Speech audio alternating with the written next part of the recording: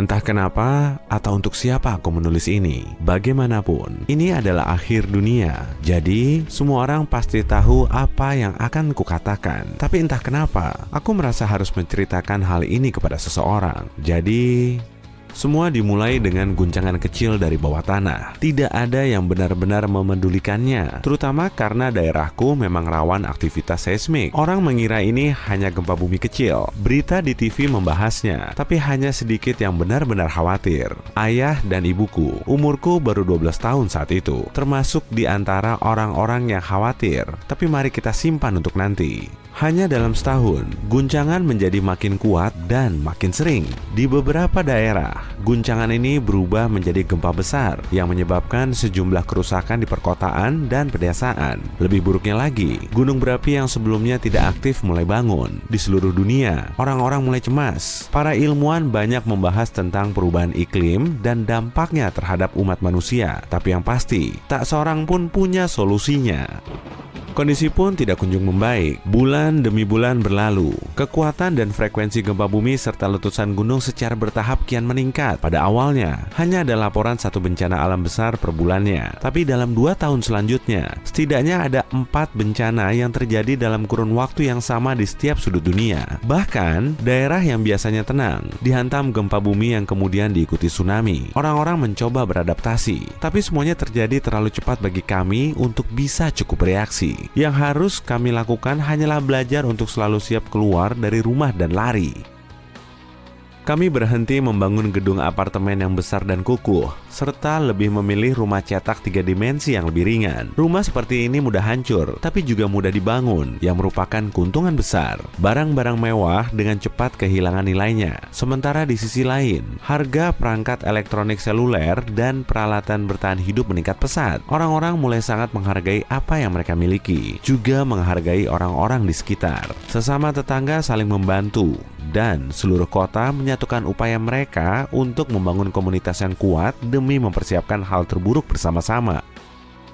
Sayangnya, hal terburuk datang lebih cepat daripada dugaan kami. Suatu hari, seluruh planet diguncang oleh sebuah gempa bumi raksasa. Kami pikir inilah akhir hidup kami semua, karena tanah terus bergetar selama berjam-jam dan tidak berhenti sampai keesokan harinya. Kemudian, laporan datang dari pantai Atlantik. Lautan surut, meninggalkan hamparan pasir dan karang yang luas. Tim peneliti melompat ke helikopter dan pergi untuk mencari tahu apa yang menyebabkan bencana alam ini. Lantas menemukan hal yang tidak terpikirkan. Ada pusaran air super besar di tengah Samudra Atlantik, ratusan kali lebih besar dibanding dolina terbesar di dunia. Air laut mengalir ke pusaran raksasa ini, seolah seseorang menarik sumbat penutup di dasar samudra.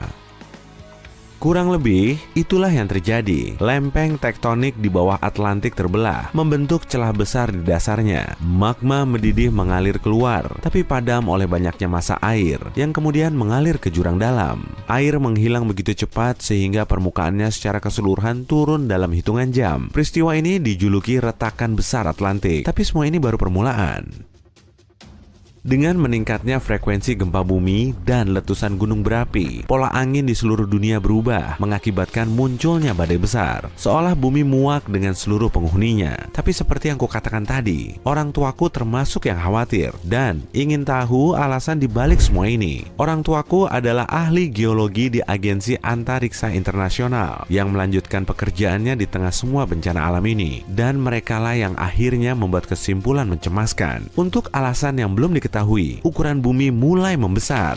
Ini menjelaskan segalanya. Gempa bumi yang makin sering terjadi disebabkan oleh bergeraknya lempeng tektonik. Magma yang mengalir didorong dari mantel ke atas menuju kerak bumi dan meledak ke permukaan di tempat yang memang ditujukan untuk itu, gunung berapi. Artinya, akan ada peristiwa lain seperti retakan besar Atlantik, tapi sayangnya lebih dahsyat.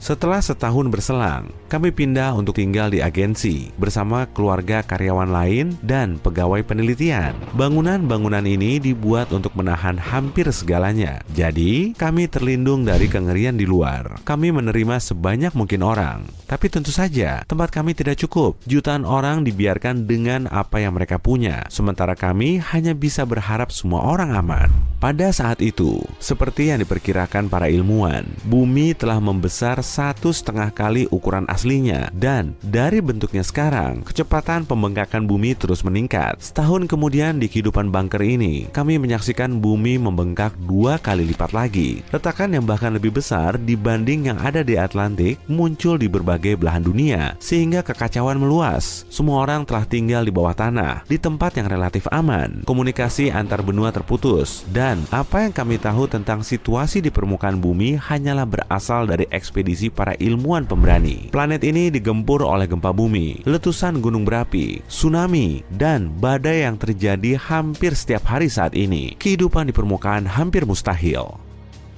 Saat itulah, tim gabungan peneliti dan insinyur tiba-tiba muncul dengan solusi yang telah mereka godok selama 5 tahun terakhir. Mereka menyebutnya Bahtera. Ternyata, sejumlah tim sepakat untuk membangun kapal luar angkasa super besar untuk mengevakuasi umat manusia, bersama dengan hewan, ikan, dan spesies serangga yang masih hidup seandainya bumi pecah. Dan waktu yang mereka takuti akhirnya tiba. Semua orang di gedung agensi, termasuk aku dan orang tuaku, diantar ke aula besar tempat salah satu Bahtera disimpan. Semua orang lain dari berbagai benua yang berhasil datang juga ada di sana. Kami diberi kartu identitas pribadi dan kemudian diizinkan naik. Tiap orang diberi kapsul terpisah yang membuat kami tetap berhibernasi selama perjalanan luar angkasa. Mereka bilang, kami adalah kolonis, pelopor dalam permukiman luar angkasa. Kami akan pergi ke Mars. Dan begitulah aku sampai di sini. Di tempat aku menulis semua ini, kami berhasil naik ke Bahtera dan tidur di kapsul kami. Saat aku bangun, kami sudah mendarat. Aku tidak akan membuatmu bosan dengan cerita mendetail tentang transformasi dan proses kami tinggal di rumah baru. Awalnya, kami semua mengenakan pakaian khusus yang dilengkapi tangki oksigen. Tapi tak lama, kami membangun kubah dengan atmosfer buatan dan mulai membuat wilayah ini layak huni, baik untuk kami maupun untuk hewan yang kami bawa. Sejak itu, 10 tahun telah berlalu. Kami merasa seperti di rumah sendiri di planet merah ini, yang sudah tidak benar-benar merah lagi. Ada hutan lebat dan kota-kota besar yang tersebar di mana-mana. Mars tidak aktif, jadi tidak ada gempa atau badai di sini. Hidup berjalan cukup damai, meski dipenuhi segala kesibukan penyempurnaan yang masih harus diselesaikan.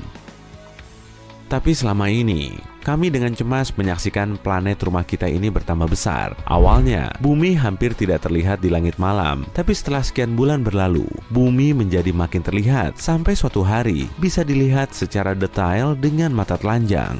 Hari ini, ukuran bumi sudah sebesar bulan di langit kami dan bahkan terlihat pada siang hari. Matahari jauh lebih kecil dari sini dibanding yang terlihat dari bumi dulu. Jadi, pada dasarnya, planet rumah kita sekarang lebih besar daripada bintangnya. Lewat teleskop, kami bisa melihat permukaannya diselimuti luka dan celah yang puluhan kali lebih besar daripada Grand Canyon. Tidak ada lagi lautan dan samudra, sementara benua-benua saling bergerak menjauh. Dunia yang dulunya hijau, biru, dan ramah, kini menjadi gurun tandus, mendidih dengan api dan belerang.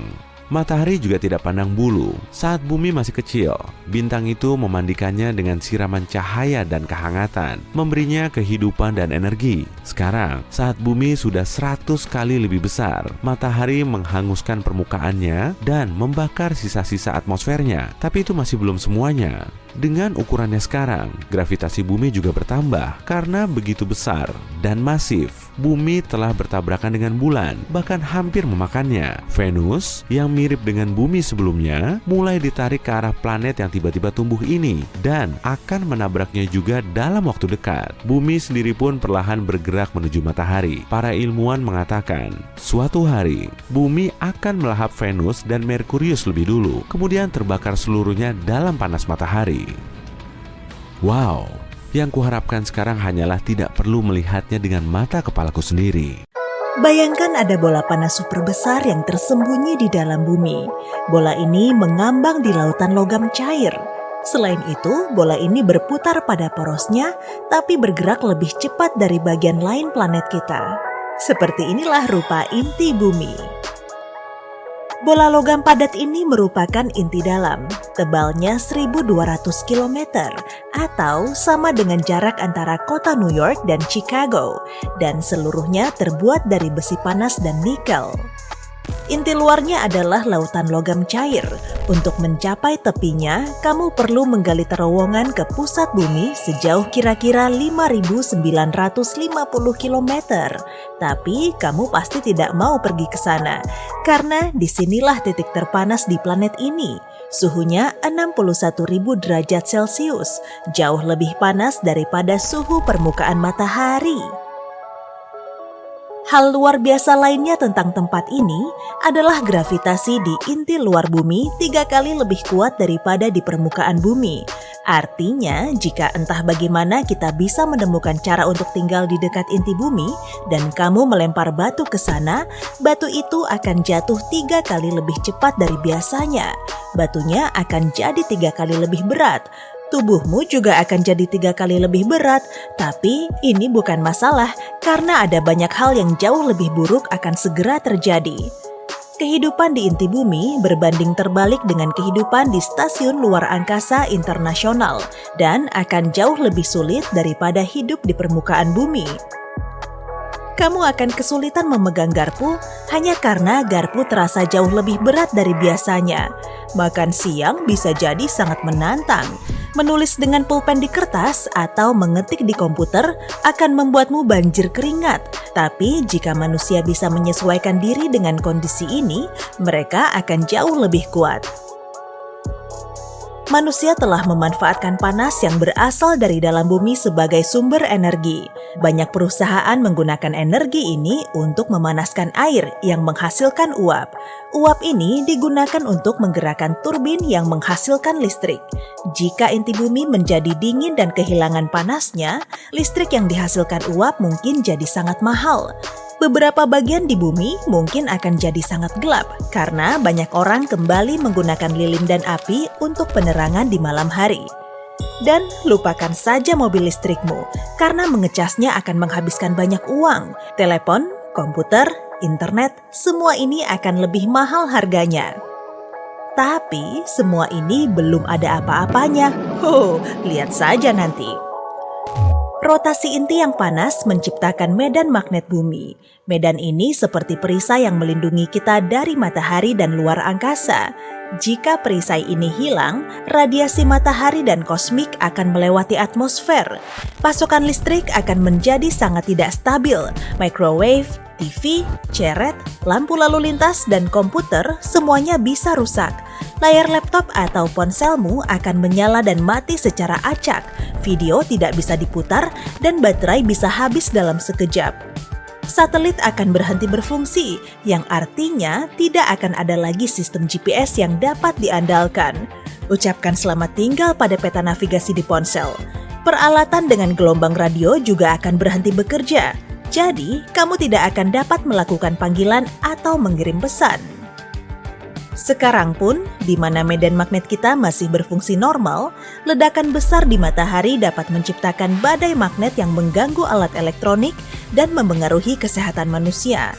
Sebagian orang rentan terhadap badai ini dan bisa mengalami sakit kepala yang sangat parah. Jika medan magnet menghilang sepenuhnya, setiap orang di planet ini, juga hewan-hewan, akan mengalami sakit kepala berat. Ilmuwan harus menemukan helm khusus yang melindungi manusia dari paparan badai magnet.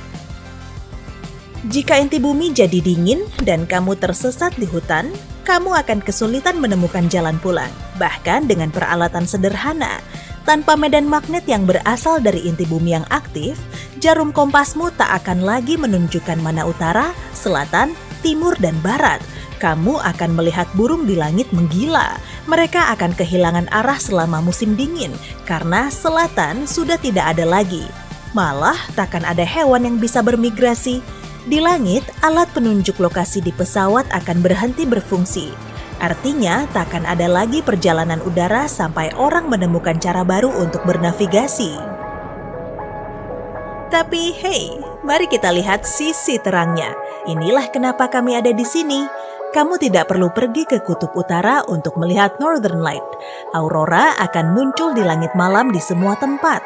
Ini karena partikel matahari yang bermuatan menyebar pada garis magnet yang membentang dari utara ke selatan. Namun, garis-garis ini akan hilang jika inti bumi mendingin. Jadi, partikel ini akan menerangi langit di seluruh dunia. Inti bumi yang membeku juga berarti lempeng tektonik akan berhenti bergerak. Tak ada lagi gempa di seluruh penjuru bumi. Tapi ini tidak seindah kedengarannya. Pergerakan lempeng menciptakan patahan di permukaan bumi. Dengan begini, kita jadi punya akses ke mineral penting. Dengan tidak adanya pergerakan, memproduksi bahan bakar bisa jadi jauh lebih sulit. Harga minyak bisa naik. Kebanyakan orang harus berhenti mengendarai mobil. Akan ada lebih banyak sepeda dan kuda di jalan raya. Mungkin juga lama.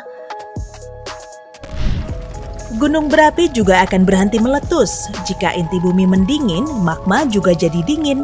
Orang yang tinggal di dekat gunung berapi aktif yang besar tidak perlu khawatir.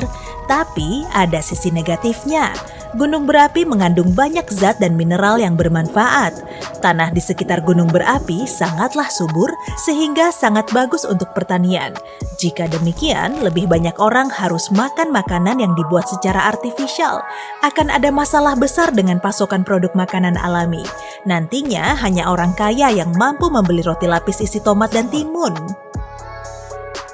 Hal terburuk adalah paparan radiasi jangka panjang yang sangat berbahaya bagi kesehatan. Lebih banyak radiasi berarti risiko terkena penyakit akan jauh lebih tinggi. Manusia harus membangun perisai khusus untuk melindungi diri dari radiasi matahari. Akan terlalu mahal untuk menutupi seluruh planet dengan teknologi ini, jadi kita hanya akan membangun perisai terpisah untuk setiap kota. Bayangkan saja pemandangan setiap kota yang ditutupi oleh kubah pelindung yang besar. Di dunia dengan radioaktif, pergerakan antar kota hanya dapat dilakukan dalam alat transportasi khusus yang tertutup. Manusia harus memakai pakaian pelindung. Kamu tidak akan bisa pergi ke pedesaan lagi. Orang miskin yang masih tinggal di desa atau kota kecil akan dipaksa untuk tinggal di bawah tanah guna melindungi diri mereka sendiri. Tumbuhan dan hewan juga akan mengalami masalah. Rempah-rempah, bunga, dan pohon akan terpapar radiasi dalam dosis besar dan tidak akan bisa mekar. Hewan ternak tidak akan bisa makan rumput dan jerami. Pasokan susu, keju, dan yogurt akan jauh berkurang. Tanaman akan kesulitan menghasilkan oksigen. Medan magnet tidak hanya melindungi kita, tapi juga melindungi atmosfer. Inti bumi yang membeku dan tidak adanya perisai magnet berarti angin surya akan menghancurkan atmosfer dalam beberapa ratus tahun. Kondisi di bumi akan berubah total. Umat manusia tidak akan lagi berani keluar dari kubah pelindung dengan atmosfer buatan. Di dalamnya tidak hanya ada perkotaan, tapi juga kekayaan hayati yang tersisa. Pepohonan, danau, rumput, padang rumput, dan bunga. Segala sesuatu yang tertinggal di luar kubah akan berubah menjadi gurun yang hangus. Inilah yang terjadi pada Mars. Tidak ada laut, samudra, juga danau di sana. Beberapa ilmuwan yakin kalau planet ini sangat tandus karena hilangnya medan magnet. Tanpa perlindungan, Mars kehilangan sebagian besar atmosfernya dan angin surya menyapu semua air yang ada di permukaannya. Tapi tentu saja ini hanyalah satu dari sekian banyak teori. Proses ini terjadi miliaran tahun yang lalu dan tidak seorang pun tahu persis apa yang terjadi. Tapi jangan khawatir, planet kita tidak akan berubah menjadi Mars dalam waktu dekat. Inti bumi mendingin dengan sangat lambat. Prosesnya memakan waktu 2 miliar tahun lagi atau lebih sebelum akhirnya benar-benar menjadi dingin. Meskipun demikian, anehnya medan magnet kita bisa jadi tidak stabil bahkan sampai hari ini. Di belahan bumi selatan terdapat titik yang medan magnetnya sangat lemah. Tempat ini disebut South Atlantic Anomaly atau anomali Atlantik Selatan. Partikel surya bermuatan mengalir melalui tempat ini yang dapat menyebabkan masalah bagi satelit yang mengorbit melewatinya. Ada beberapa tempat lain seperti ini di seluruh dunia. Tapi untungnya tidak menimbulkan masalah yang besar bagi kita. Lega deh. Belum lama ini, para astronom menemukan planet yang dinamai UCF-101. Jaraknya sekitar 33 tahun cahaya dari bumi. Wah, dekat sekali. Bakal jadi tetangga baru kita nih. Sebetulnya sih, objek luar angkasa ini cuma kandidat planet karena masanya belum diketahui. Tapi para astronom punya harapan besar. Objek yang digadang-gadang jadi planet ini sangat berbeda dari bumi. Karena cuma berjarak 2,7 juta kilometer dari bintangnya, UCF-101 berevolusi selama 1,5 hari. Suhu di permukaannya bisa mencapai 540 derajat Celcius. Yang lebih memukau, seluruh areanya kemungkinan diselimuti magma. Dan kalaupun pernah ada, atmosfer di UCF-101 sekarang sudah menguap. Nah, yang menggelitik justru ini. Bagaimana kalau bumi mengalami bencana dahsyat sehingga akan bernasib sama, panas membara, dan permukaannya diselimuti lapisan magma tebal? Apa manusia sanggup beradaptasi dalam keadaan seperti ini dan mendiami bawah tanah? Rasanya kok sulit dipercaya ya? Tapi para ahli yakin suatu saat nanti kita akan berubah jadi manusia penghuni bawah tanah yang sehat dan bahagia. Tentu saja, kehidupan kita akan sangat berbeda. Kita tak akan bisa melihat matahari yang bersinar. Tidak ada lagi perjalanan dengan pesawat, apalagi eksplorasi luar angkasa, kecuali kalau sudah ditemukan cara untuk meluncurkan roket dari bawah tanah. Tak akan ada lagi piknik di taman atau berjemur di pantai. Manusia harus membangun jaringan terowongan bawah tanah yang akan menghubungkan kota-kota besar. Di dunia baru ini, alat transportasinya kemungkinan berupa kereta super cepat dan mobil listrik tanpa suara. Setelah pindah ke bawah tanah, sudah pasti manusia akan menghadapi masalah fisik maupun psikologis. Pada awalnya, tempat tinggal baru kita akan terlihat gelap, tandus, pengap, dan muram. Untuk beradaptasi dengan kondisi hidup yang berat ini, kita harus mengubah desainnya. Rumah kaca, taman benderang dengan pepohonan dan ilusi langit, aroma serta suara yang kita tahu persis akan membantu kita membiasakan diri pada kehidupan baru ini. Setelah menetap di bawah tanah selama beberapa generasi, penampilan kita akan mulai berubah. Kulitnya pucat karena kekurangan sinar matahari, matanya besar dan lebih sensitif terhadap cahaya remang-remang, serta paru-parunya lebih besar. Memangnya, seberapa mungkin sih manusia bisa hidup di bawah tanah? Nah, coba dengarkan ini. Kamu mungkin membayangkan bagian dalam bumi sebagai massa batuan padat super besar yang terkompresi. Tapi sebenarnya tidak begitu. Massa ini punya celah yang sangat lebar. Air mengalir melalui retakan dan celah di lapisan terluarnya, yaitu kerak bumi. Sebagian dari aliran ini mencapai kedalaman hingga berkilo-kilometer. Dengan kata lain, lapisan di bawah permukaan bumi bisa saja mendukung kehidupan tumbuhan dan hewan. Jika hidup di bawah tanah, kita tidak akan kekurangan air bersih. Cadangan air di bawah permukaan tanah 100 kali lebih banyak daripada air di seluruh danau, sungai, dan rawa yang ada di permukaan bumi. Selain itu, air ini menyerap lewat tanah yang berfungsi sebagai pemurni. Namun, kita harus ekstra hati-hati untuk menjaga sumber airnya tetap utuh. Salah-salah, perkotaan di bawah tanah akan banjir dan berubah menjadi perangkap yang dipenuhi air. Hidup tanpa sinar matahari juga bukan perkara mudah. Tumbuhan tidak bisa bertahan hidup tanpa sinar ultraviolet dari matahari. Sinar ini sangat diperlukan dalam proses fotosintesis untuk mendapatkan nutrisi dari karbon dioksida dan air. Salah satu produk sampingnya adalah oksigen, zat yang kita butuhkan untuk bertahan hidup. Jadi, kalau tidak ada sinar matahari, maka tidak akan ada tumbuhan dan oksigen. Kita juga sangat memerlukan sinar matahari untuk membantu otak melepaskan serotonin. Hormon ini berfungsi meningkatkan mood dan membuat kita tetap fokus dan tenang. Berkat radiasi sinar ultraviolet B pada matahari, kulit kita bisa menghasilkan vitamin D. Vitamin ini berperan penting dalam memperkuat sistem imun serta membentuk tulang, gigi, dan otot yang sehat. Jadi, dalam kondisi hidup seperti ini, manusia harus menemukan pengganti sinar matahari. Untungnya, ada lampu LED yang bisa memancarkan panjang gelombang UV, sehingga menghasilkan cahaya yang sangat dibutuhkan manusia dan tumbuhan. Di dunia bawah tanah yang baru ini, tidak akan ada lapangan besar bermandikan cahaya matahari. Yang ada justru hamparan rumah kaca yang luas dengan lampu LED menyala dari langit-langitnya. Tumbuhan dan tanaman dialiri air daur ulang yang kaya nutrisi dengan mesin khusus. Di beberapa area yang berada di gua bawah tanah yang sempit, manusia tidak akan menggunakan rumah kaca, tapi semacam kotak kargo. Kotak ini akan dipenuhi dengan tumbuhan yang berjajar vertikal dan bolam LED berwarna biru dan merah. Sedangkan manusianya harus menyantap diet yang kaya vitamin D. Kita perlu banyak mengasup kuning telur, keju, ikan, bayam, kacang kedelai, dan sebagainya. Kalau makanan ini masih kurang, suplemen vitamin D pasti akan membantu. Tanpa sinar matahari, ritme sirkadian yang mengatur pola tidur kita akan terganggu. Saat terisolasi di suatu tempat yang gelap gulita, kita akan mudah tidur selama 48 jam berturut-turut. Itulah sebabnya, manusia yang tinggal di bawah permukaan bumi akan bergantung pada lampu buatan yang akan mengatur jam internalnya. Kita tidak akan menghadapi masalah dengan listrik karena bisa diproduksi dengan bantuan panas bumi. Inilah yang disebut energi geotermal, berasal dari kata geo yang berarti bumi dan term yang berarti panas. Energi ini bisa dihasilkan dari batu dan air panas.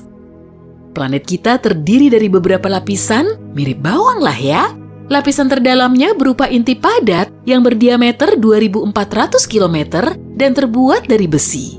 Kemudian, ada lapisan luar yang mengelilinginya. Tebalnya mencapai 2.250 km dan sebagian besarnya berupa besi dan nikel cair. Lapisan berikutnya adalah mantel. Meskipun banyak orang mengiranya sebagai lava, mantel bumi sebenarnya batu. Suhunya sangat panas, sehingga batu ini mengalir seperti aspal jalan.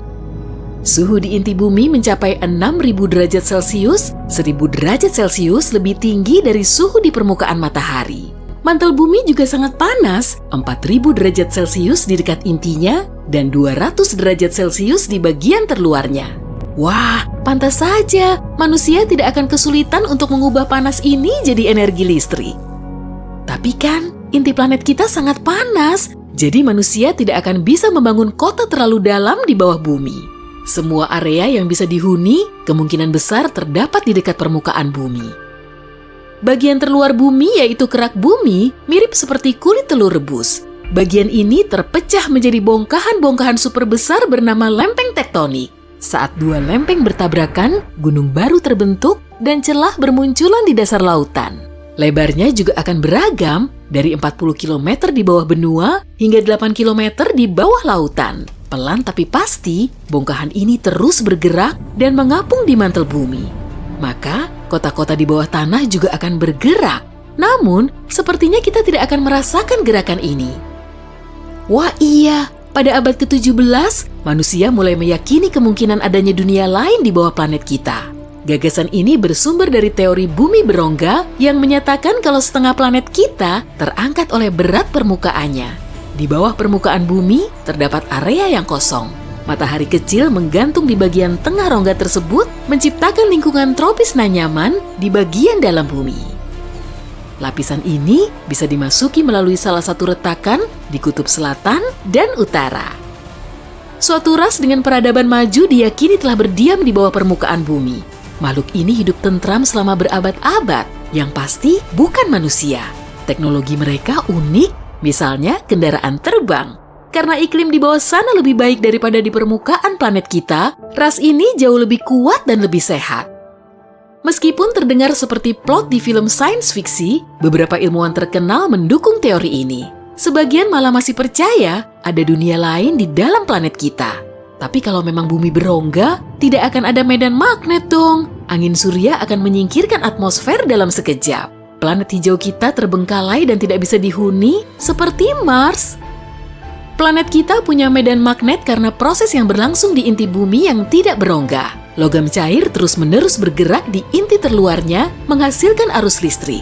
Saat bumi berotasi pada porosnya, arus listrik ini membentuk medan magnet yang kuat.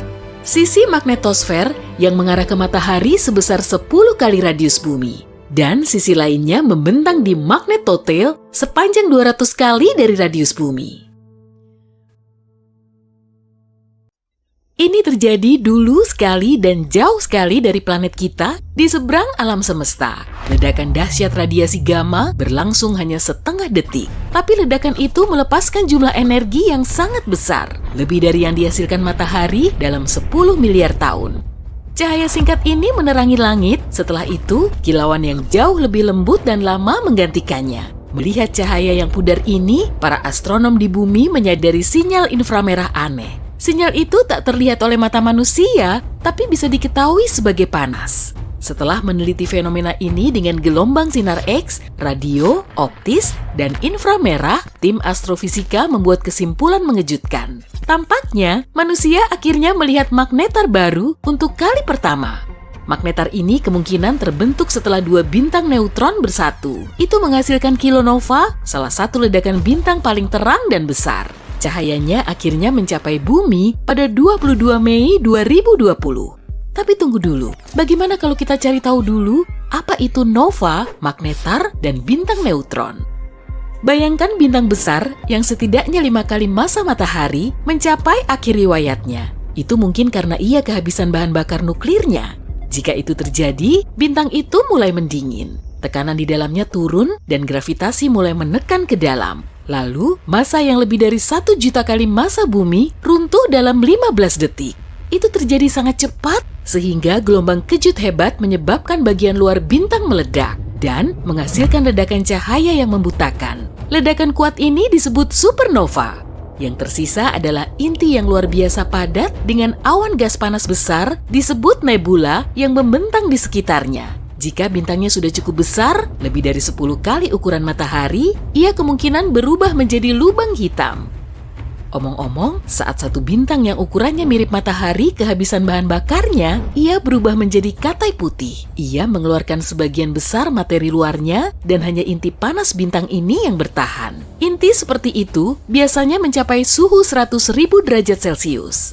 Katai putih hanya sedikit lebih besar dari planet kita, tapi masanya setengah kali matahari. Dengan kata lain, bintang-bintang ini adalah beberapa objek paling padat di alam semesta. Katai putih bisa 200.000 kali lebih padat daripada bumi. Katai putih biasanya butuh lebih dari 1 miliar tahun untuk mendingin. Pada kondisi tertentu, bintang seperti itu bisa meletus. Dan peristiwa ini disebut nova. Ini jauh lebih redup daripada supernova atau bahkan kilonova yang terjadi saat dua bintang neutron atau bintang neutron dan lubang hitam saling menyatu. Omong-omong, kembali ke supernova. Jika satu bintang ukurannya besar tapi tidak cukup masif untuk menjadi lubang hitam, ia akan menjadi bintang-bintang neutron. Pada dasarnya, itu adalah nukleus raksasa bagian inti atom. Bintang-bintang ini sebagian besar terbentuk dari neutron dan jarang lebih besar dari 32 km. Sebagai perbandingan, luas matahari hampir 1,4 juta kilometer, yakni setara dengan 109 bumi berdampingan. Tapi jangan sampai ukuran yang relatif kecil ini menipumu.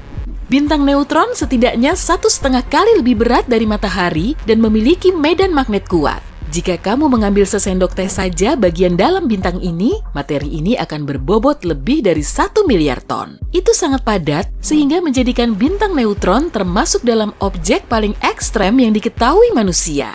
Perhentian berikutnya adalah lubang hitam.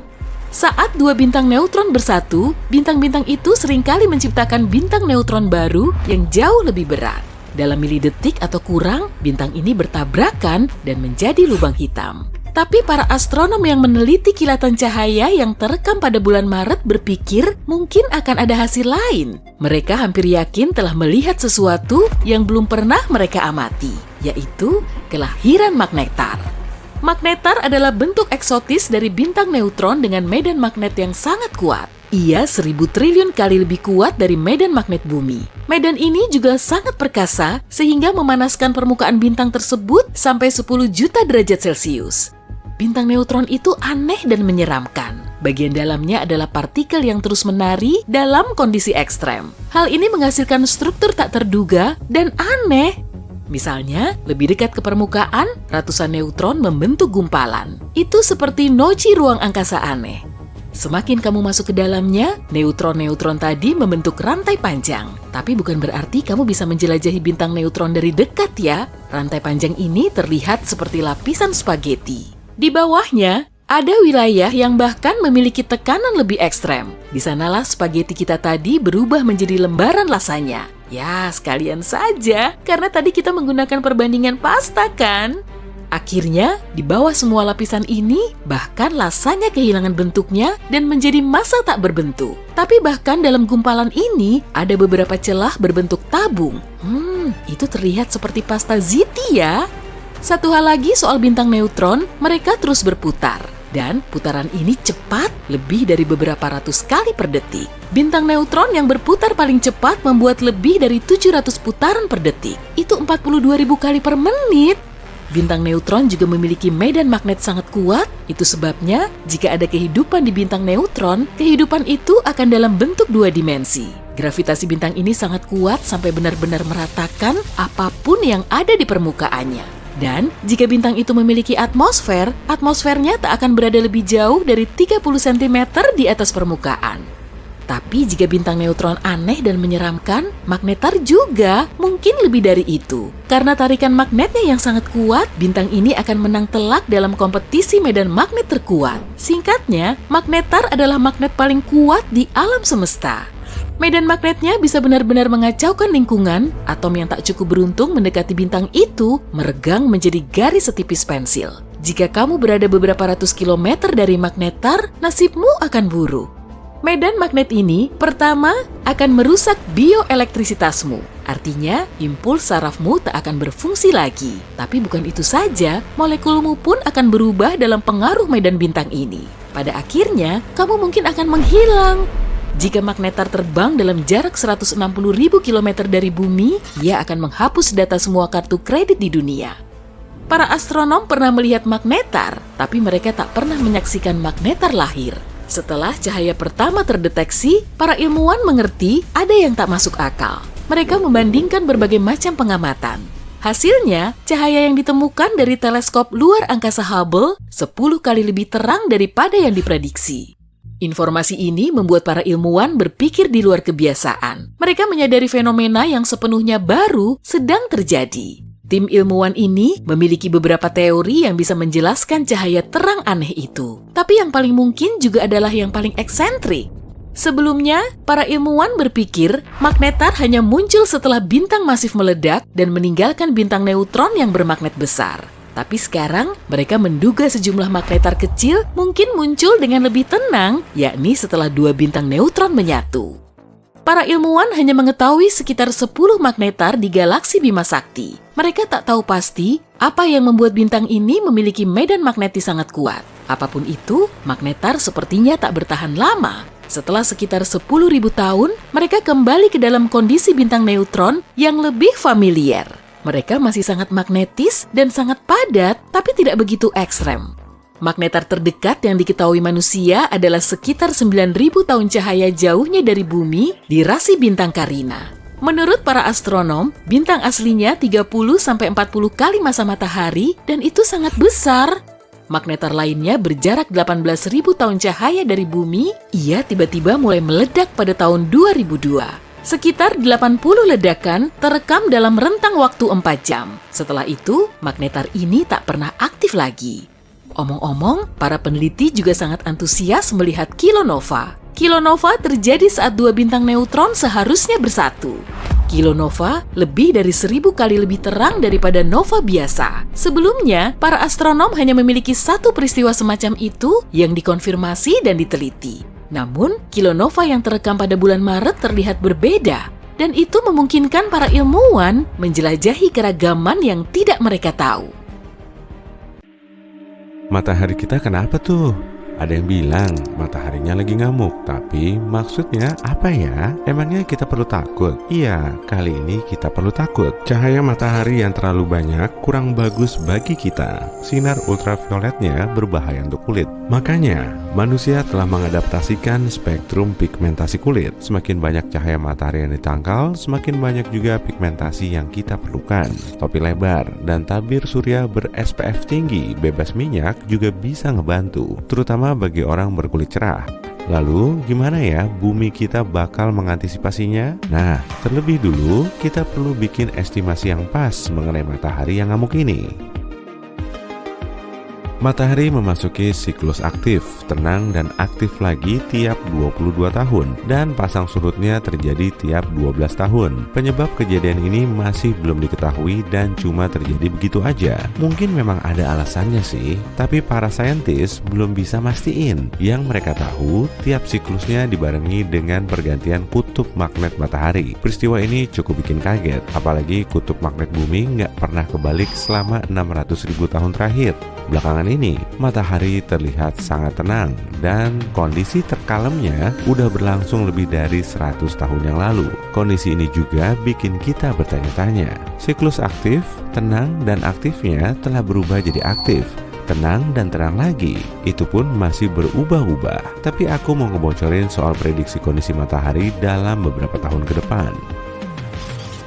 Sebutan tenang, aktif, dan ngamuk ini ditentukan dari jumlah radiasi energi tinggi yang terlepas. Dan untungnya cahaya tampak pada matahari nggak banyak berubah, sehingga kita bisa terhindar dari masalah serius. Kalau matahari 6% lebih redup, bumi akan membeku. Tapi kalau cahayanya 6% lebih terang, bumi akan terbakar.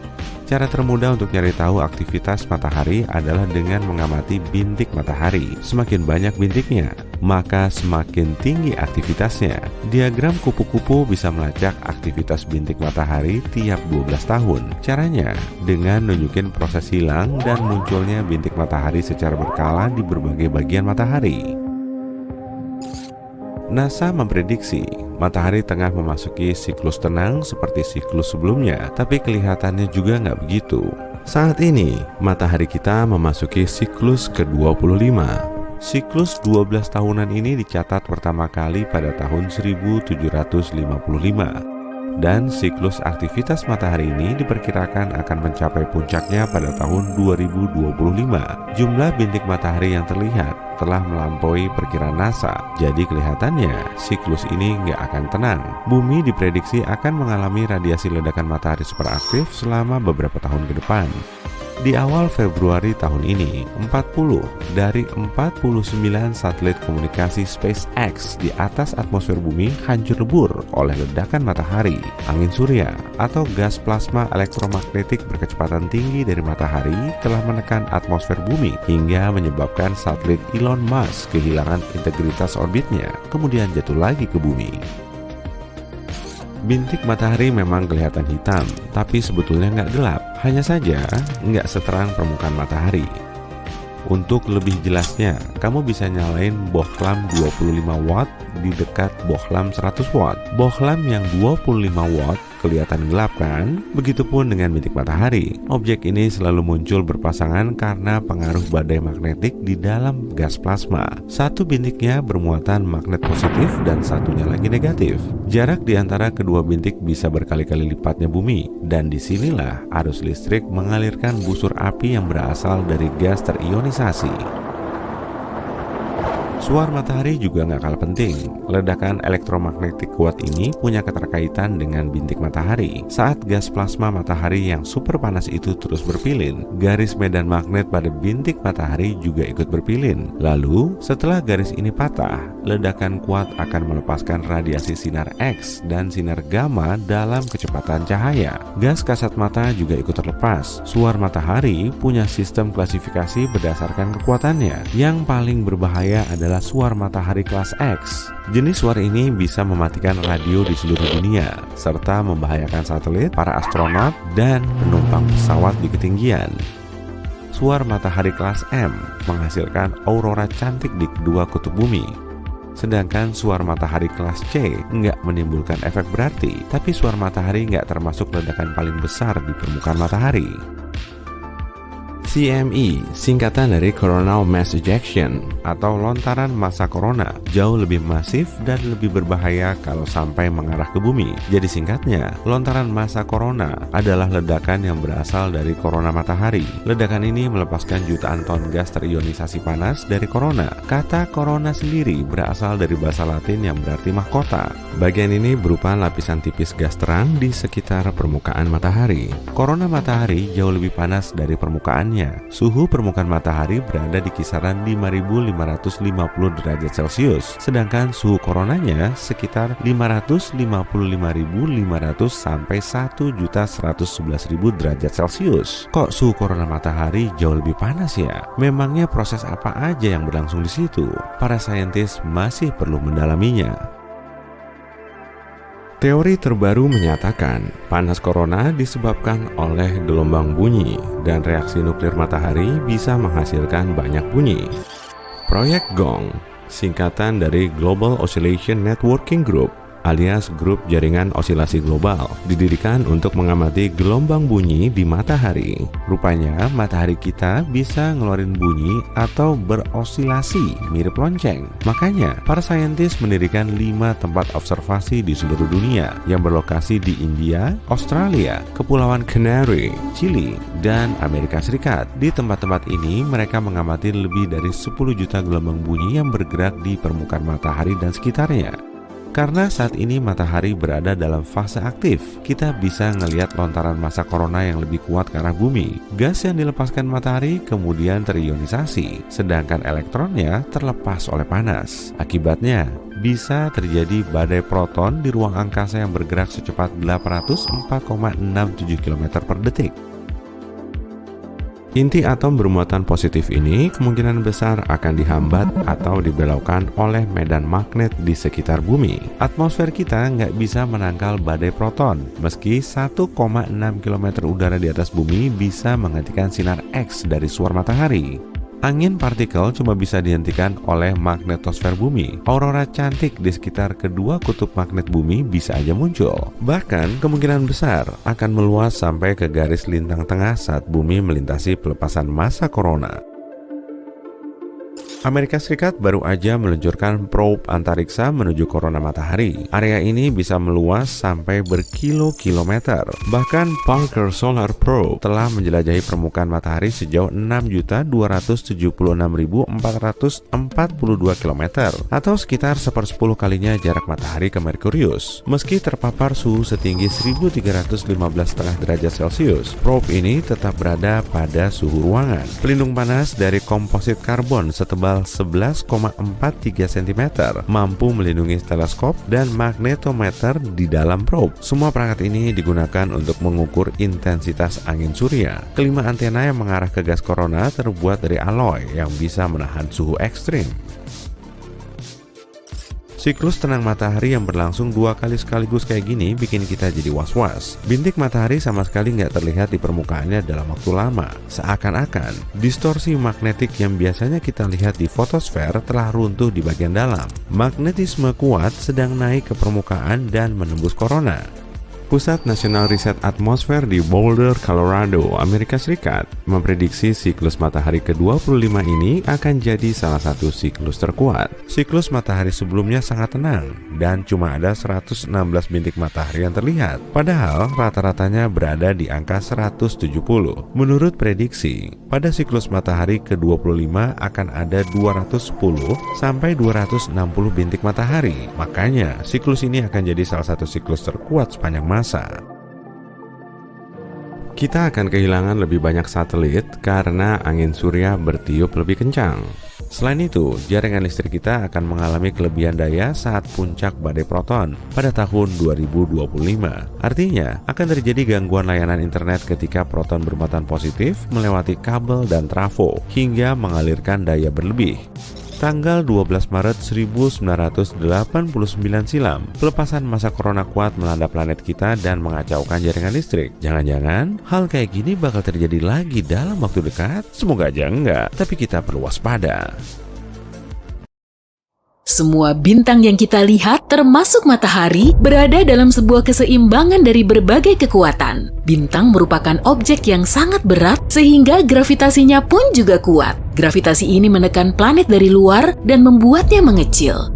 Di dalam sebuah bintang, saat bintang membakar sumber energinya, terjadi reaksi nuklir yang menghasilkan energi yang sangat besar. Energi ini berupa cahaya dan panas yang kita rasakan di siang hari. Namun yang terpenting, reaksi ini meningkatkan tekanan di dalam bintang dan menciptakan gaya yang melawan gravitasinya.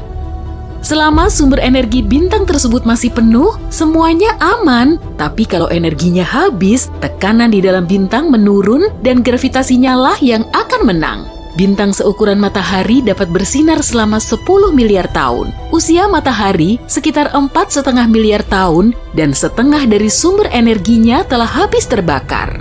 Setelah kehabisan energi, tahap kehidupan bintang yang berikutnya pun muncul. Tekanan internalnya menurun, tapi gravitasi terus menekan. Pada suatu titik, bintang tersebut bisa saja hancur akibat beratnya sendiri dan mengecil hingga ukuran intinya saja. Proses ini terjadi selama hampir 1/4 kecepatan cahaya. Kurang dari setengah detik, bintang yang besar berubah menjadi benda kecil dan padat. Peristiwa ini menciptakan gelombang kejut yang dahsyat dan menyebabkan lapisan atas bintang tersebut meledak. Sekarang, jumlah energi dan materi yang sangat-sangat besar terlempar berhamburan di luar angkasa. Pada saat ini, cahaya bintang tersebut meningkat jutaan bahkan miliaran kali. Kilatan cahaya inilah yang dilihat para ilmuwan dengan teleskop supernya. Tapi, cahaya dari ledakan ini tidak sampai ke planet kita hingga bertahun-tahun setelahnya. Jadi, ketika cahaya itu sampai ke bumi, sebenarnya bintang tersebut sudah lama memudar. Pada titik ini, bisa terjadi beberapa kemungkinan, tergantung pada ukuran bintangnya. Jika masanya kecil, seperti masa matahari kita, maka selama beberapa bulan, kilatan cahayanya akan menjadi semakin terang dan terang hingga mencapai puncaknya. Kemudian, energi ledakannya mulai menghilang, semakin redup, dan mendingin. Setelah beberapa tahun, suhu bintang ini akan sama dengan suhu luar angkasa, dan bintang ini akan menghilang sepenuhnya. Tapi, semakin berat bintangnya, semakin menarik kejadiannya. Bintang yang berat membakar energinya terlalu cepat dan punya umur yang lebih pendek. Bintang yang beratnya 8 kali masa matahari dapat hancur menjadi objek aneh yang jarang ditemukan di alam semesta. Bintang neutron, diameternya hanya 10-20 km dan dilapisi kerak terbuat dari logam keras setebal kira-kira 800 meter. Beratnya bisa mencapai 2 kali matahari dan bintang ini punya gaya gravitasi yang kuat. Kamu boleh saja gagah perkasa di bumi, tapi kamu tak akan bisa mengangkat satu buah jarum atau korek api sekalipun jika berada di bintang ini. Selain itu, tubuhmu akan tertekan di atas permukaan bintang ini seperti kue panekuk dan tak bisa bergerak. Tapi ada juga bintang yang beratnya puluhan kali berat matahari. Ledakan supernova sebuah bintang yang sedikitnya 40 kali lebih berat dari matahari akan menghasilkan objek paling ganjil dan misterius di alam semesta, lubang hitam. Mula-mula terjadilah sebuah ledakan super terang. Gelombang kejut menyebar membawa serta debu dan materi dari bekas bintang menjadi seperti kabut. Dan di tempat ledakan tersebut, hanya tersisa satu objek berbentuk piringan hitam kecil yang merupakan benda terberat di alam semesta. Saking beratnya, gravitasi benda ini membelokkan ruang dan waktu di sekitarnya. Ya, semakin dekat kamu ke lubang hitam, semakin lambat waktu berjalan bagimu. Kalau kamu bisa mendekati salah satunya, tinggallah selama beberapa menit pada orbitnya. Saat kamu kembali ke bumi, kamu pasti tidak akan mengenali rumahmu lagi. 1 menit di lubang hitam bisa sama dengan 1 bulan, 1 tahun, atau 1 dekade di bumi, tergantung seberapa berat lubang hitam tersebut. Tapi jangan terlalu dekat, kekuatan gravitasinya sangat kuat, bahkan cahaya tidak akan bisa keluar dari sana. Ada juga lubang hitam super besar yang diketahui manusia. Lubang hitam super besar ini membentuk masanya secara perlahan, melahap bermacam-macam objek kosmik bak predator. Biasanya, lubang hitam seperti ini berada di tengah-tengah galaksi. Dan gravitasinya sangat kuat sehingga bisa mempertahankan banyak bintang di dekatnya. Misalnya, ini adalah satu-satunya foto lubang hitam yang berada di pusat galaksi Messier 87. Cahaya oranye di sekitarnya dinamakan ufuk peristiwa yang merupakan sisa cahaya yang berasal dari objek yang ditelan lubang hitam ini. Jangan khawatir, kita semua aman kok. Lubang hitam terdekat jaraknya 1120 tahun cahaya. Tapi, supernova bisa meledak bukan saja ketika gravitasi mengalahkan kekuatan internal suatu bintang. Terkadang bisa terjadi sebaliknya. Peleburan nuklir di dalam bintang bisa memengaruhi lebih banyak materi dibanding dalam keadaan normal. Tekanan di dalam bintang meningkat dan mengalahkan gaya gravitasi yang mendesak bintang dari luar. Pada titik ini, terjadilah ledakan. Boom! Peristiwa ini tidak terjadi dengan sendirinya, dan supernova jenis ini hanya mungkin terjadi pada susunan bintang biner, yaitu 2 bintang yang tampak saling mengorbit satu sama lain. Dan pada kasus ini, salah satu bintang mulai menelan semua materi dari bintang yang lainnya. Kemudian reaksi nuklir di dalamnya tidak lagi seimbang dan ledakan supernova pun terjadi. Untuk sekian lama, para ilmuwan yakin kalau ledakan seperti ini bisa terjadi pada tahun 2022. Ada sistem biner seperti ini di konstelasi Swan yang jaraknya 1.800 tahun cahaya dari matahari. Cahaya nova merah yang terang benderang akan muncul. Cahaya merah seperti ini mungkin akan bisa dilihat dengan mata telanjang selama berbulan-bulan. Dan setelah ledakan dan menyatunya dua bintang, akan muncul satu bintang baru yang lebih berat dan lebih panas. Tapi, analisis data terbaru menunjukkan kesalahan perhitungan. Rupanya, peristiwa ini tidak akan terjadi dalam waktu dekat. Sekarang kita tahu kalau ledakan supernova merupakan peristiwa yang sangat berbahaya dan bisa jadi bencana jika terjadi di dekat planet kita. Bahaya terbesarnya adalah sinar gamma. Ini adalah radiasi yang berasal dari ledakan supernova. Jika sampai ke bumi, sinar ini akan memengaruhi pelindung planet kita, atmosfer. Sinar gamma merusak lapisan ozon dan membuat kita sangat rentan terhadap radiasi matahari dan sinar kosmik. Jika ini terjadi, semua makhluk hidup di bumi dalam bahaya besar. Dan berita buruknya, ledakan seperti ini bisa terjadi dalam waktu dekat. Betelgeuse, bintang paling terang di langit malam, sekitar 17 kali lebih besar dibanding matahari, berusia 8,5 miliar tahun. Sayangnya, bintang ini mulai kehabisan sumber energinya. Para ilmuwan memperkirakan bintang raksasa ini bisa meledak seperti supernova kapan saja dalam 10.000 tahun mendatang. Ledakan ini mungkin terjadi dalam beberapa abad mendatang atau mungkin besok. Urutan peristiwanya adalah Betelgeuse akan hancur dalam hitungan detik, kemudian akan meledak dengan sangat terang hingga terlihat seperti bulan kedua di langit malam. Kita akan bisa melihat titik terang yang baru di langit selama beberapa minggu atau bahkan berbulan-bulan. Kemudian, cahaya ini akan meredup hingga menghilang sepenuhnya. Tapi ledakan ini tetap meninggalkan jejak. Di tempat terjadinya ledakan, akan terbentuk bintang neutron yang beratnya 1,5 kali berat matahari. Ini akan menjadi salah satu peristiwa terbesar yang bisa disaksikan umat manusia. Tapi jangan khawatir, jarak Betelgeuse sekitar 550 tahun cahaya dari bumi, jadi sinar X dan cahaya ultravioletnya tidak akan berpengaruh. Bahaya yang jauh lebih besar justru terletak pada lontaran material yang terjadi akibat ledakan supernova. Tapi, tak ada yang perlu dikhawatirkan juga, gelombang kejutnya tidak akan mencapai bumi hingga 6 juta tahun setelahnya. Dan akan habis oleh angin surya. Jadi kalau kita melihat Betelgeuse meledak hari ini, pasti akan jadi pemandangan yang luar biasa. Tapi jika kita melihatnya hari ini, bintangnya sudah tidak ada lagi. Karena itu artinya, ledakan ini terjadi hampir 6 abad sebelumnya. Hanya saja cahaya ledakannya yang baru bisa dilihat. Sebagian ilmuwan meyakini kalau peristiwa punahnya Ordovician Silurian yang terjadi hampir 0,5 miliar tahun lalu disebabkan oleh ledakan bintang. Akibatnya, hampir 60% vertebrata laut punah. Hanya saja ini bukan supernova, tapi hypernova. Inilah yang disebut para ilmuwan sebagai ledakan bintang yang 100 sampai 150 kali lebih besar dari matahari. Selain beratnya yang luar biasa, bintang tersebut berputar sangat cepat. Objek seperti ini sangatlah langka. Di galaksi kita, ada beberapa objek seperti ini dan para ilmuwan yakin kalau hypernova terjadi kira-kira sekali dalam 200 juta tahun. Kamu lagi santai di balkon mengutak-atik ponsel ketika tiba-tiba segala sesuatu di sekitarmu mulai berubah jadi debu. Terkejut, kamu pun meletakkan ponselmu lalu melihat mobil, sepeda, trotoar, jalanan, dan lampu lalu lintas menghilang tepat di depan mata. Orang-orang di jalanan panik dan berlarian ke segala arah. Kamu melirik jam tanganmu, tapi benda itu juga menghilang.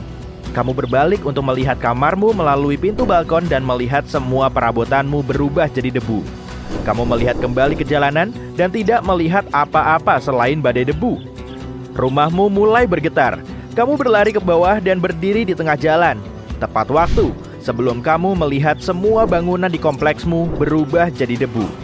Kamu memutuskan naik mobilmu, tapi detik berikutnya tak ada apapun di tempat mobil itu parkir beberapa detik yang lalu. Kamu memeriksa ponselmu dan melihat beberapa pemberitahuan tentang dunia yang sedang diriset. Segala sesuatu yang pernah diciptakan manusia sekarang menghilang.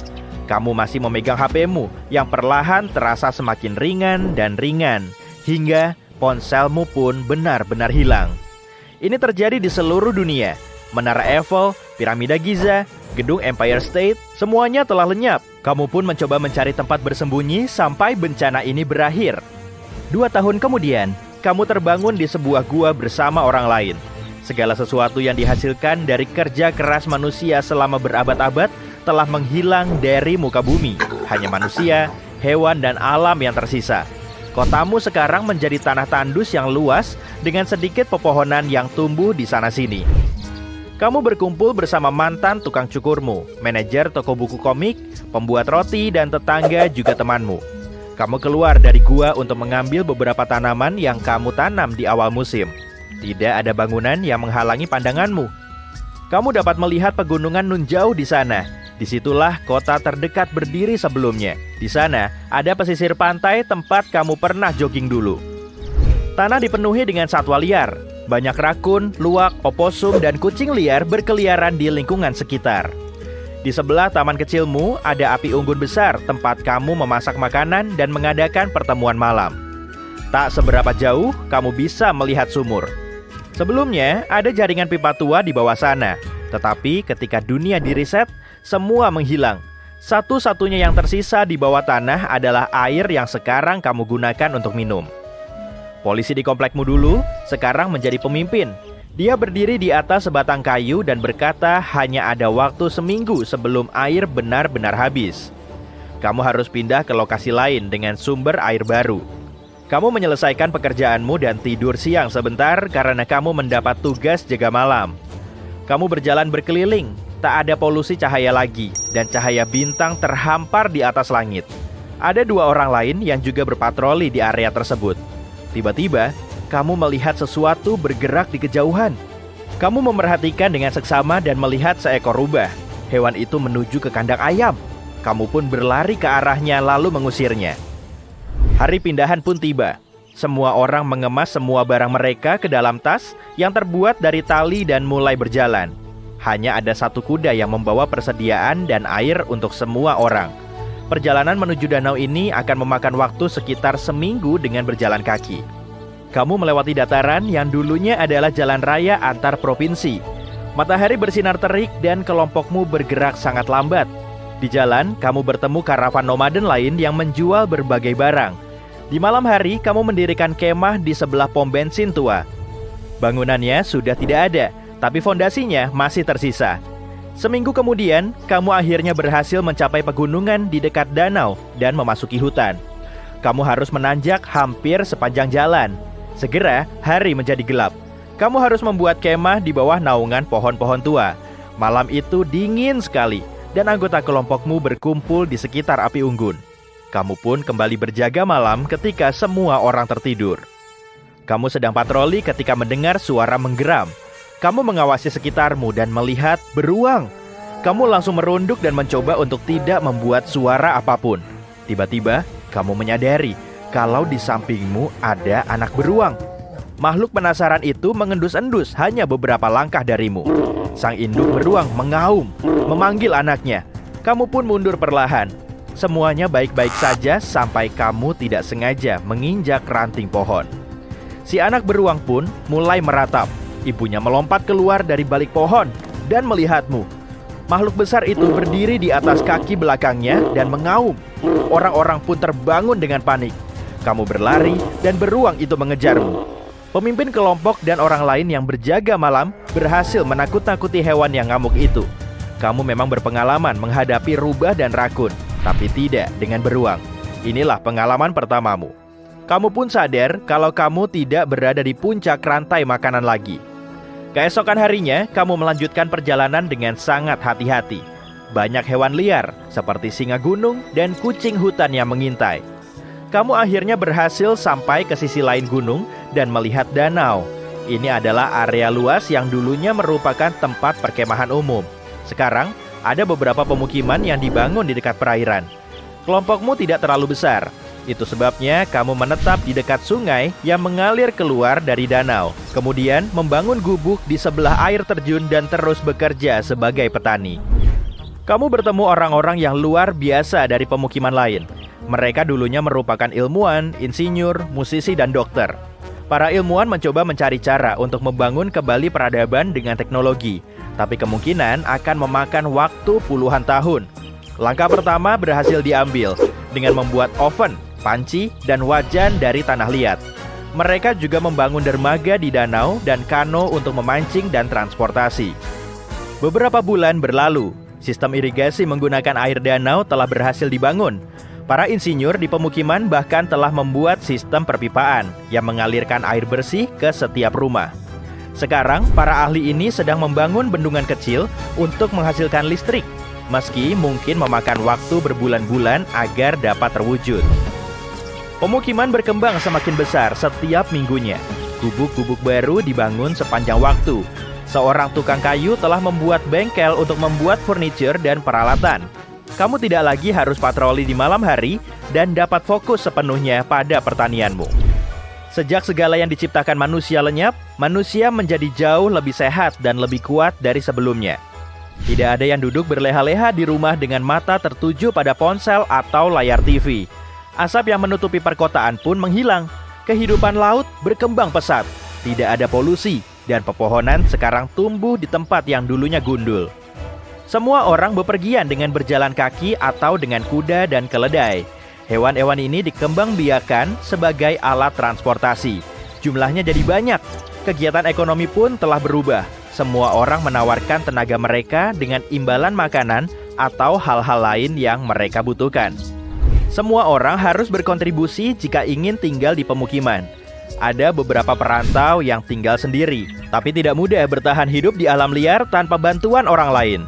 Itu sebabnya orang-orang ini umumnya bekerja sebagai pedagang, mengirimkan barang antar pemukiman yang jaraknya terlalu jauh satu sama lain. Untuk hiburan, orang-orang bermain peran dari film klasik lama di depan penonton.